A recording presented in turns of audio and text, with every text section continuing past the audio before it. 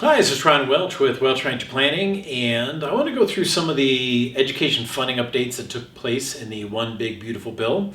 Lots of little detail things here, but it will make an impact on you if you're sending a student off to school or if they currently have student loans. So let's go through some high-level type items here. First thing is that the 529s, the rules stayed the same, except for they actually expanded what you can use the 529s for. So kind of some interesting things here. You could do it for a coding boot camp or truck driver school, and getting your commercial license. You can also use it for licensing exams, CPA, bar exam, the NCLEX, which is for nurses. And then they expanded, the other educational expenses, so tutoring, standardized test fees, dual enrollment course. So if your student is in high school taking for college credits, you can also use 529 funds for that. And then it may not impact us, but K through 12, the distribution limit used to be $10,000. It is now $20,000. One thing to keep in mind is that historically Colorado has opted out of this. I don't think that's going to change moving forward, but if you're in a different state, this might be available to you. Just in general, just to review where we start with on the college saving strategy, it's a little bit different than what is typically recommended, but we prefer, generally speaking, using a Roth IRA as opposed to the 529 to start with. So the Roth IRA will have the same tax benefits as the 529, but greater flexibility, meaning the Roth IRA can use for education expenses, but if it's not needed, it will go to your retirement funds, and we really like that flexibility. There can be a pinch to get money into the Roth IRA with salary limitations or income limitations. But the other benefit is that the Roth IRA is not part of the FAFSA calculation, so it does not impact financial aid. Now, there could be several reasons why the 529 is a better fit for you. One is you're not able to get money into the Roth IRA due to your income limits. Maybe you've already fully funded your Roth IRAs. Then I would go to the 529.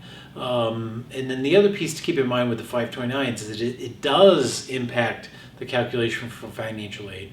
It's kind of a funny feel to me that you're being responsible to save for college, but then it actually is detrimental to you qualifying for financial aid. But enough of that. So one of the big changes, and I think this is the number one large change of what's taking place, is that the student loans are now capped on the maximum that you can lend under federal programs.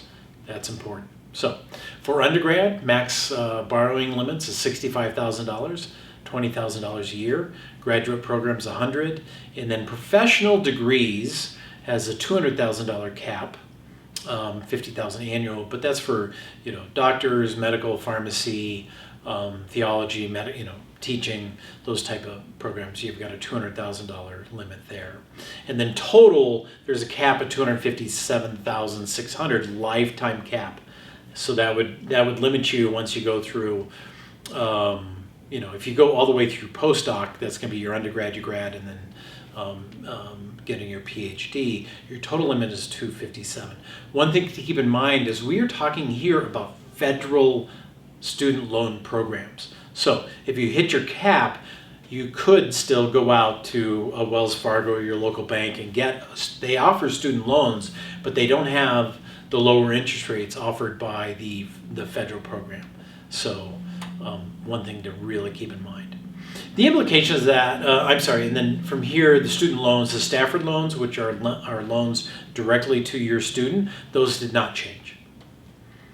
So one of the things that are the loan payments that are taking place, that is also being changed. So currently there's multiple different programs that can regulate or control how you make your student loan payments, different deferment levels and forgiveness levels and that sort of thing.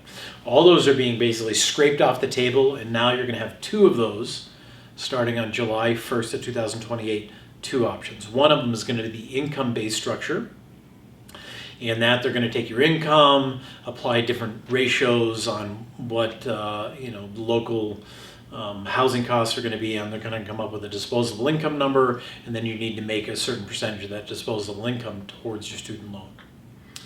The big piece there is that the lowest payment is $10. So even if you're unemployed, you still have a $10 monthly payment on that. So there's no zero deferment moving forward. And then the second is just basically a standard straight loan that the repayment period is driven by the amount of money that you borrowed. Starting with less than $25,000 will have a 10-year repayment, and over $100,000 would have a 25-year payment. So those are the only two loan repayments moving forward after mid-2028. So one of the things that I really kind of, we want to think about the implications of this. And a little bit of background, prior to 1992, there were limits on the amount that you could borrow for student loans. And then in 2022, those limits were eliminated.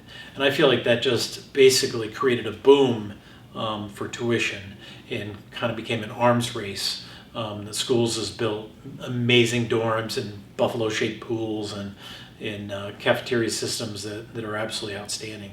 And now, as a country, we're sitting on $1.67 trillion of student loan debt. So it's material and significant. Interestingly enough, only 38% of these student loans are current.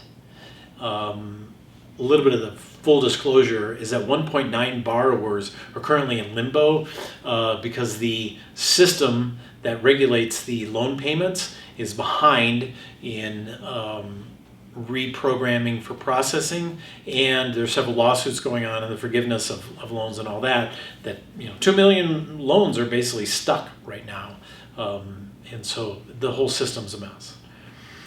There's two outcomes that we're hoping for, or one outcome that we're really hoping for is that the loan limits will pressure schools to reduce the cost of tuition, stop with the big upgrades, basically focus on getting professors and students together for education and kind of trimming back the other extracurricular stuff that goes on there.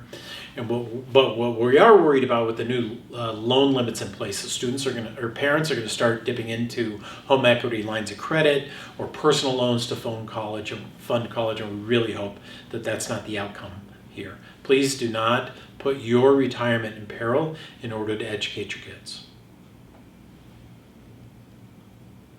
So just a couple odds and ends, and then we're done. One, Pell Grants. That program was also expanded to now being available for short-term vocational programs.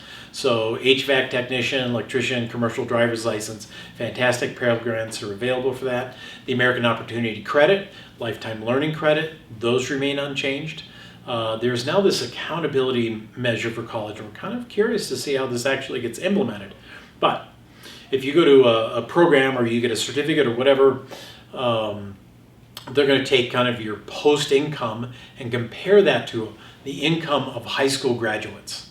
And if the graduates of that program are not higher than the high school 2 out of the last 3 years, they're going to lose their ability and access to federal student loans. That'll be interesting. Let's see what happens there. Another piece that I really do like, especially for you self-employed folks out there, is that employers can now do student loan assistance and be able to make payments of $5,250 in tax-free payments to that that graduate student loan payment. So it's deductible by the company and not taxable to the employee. So it's a great fit there. And the last piece is that the university salaries over $1 million are now subject to a 21% excise tax. And this is kind of targeted towards coaches and highly paid administrators. We think that's kind of interesting, kind of curious on the impact of that. So that brings us to the end of this short video. If anything popped up that you want clarified or you want some better understanding of what it is, just give a call. Happy to walk through it. Have a great day and we'll talk to you soon. Bye-bye.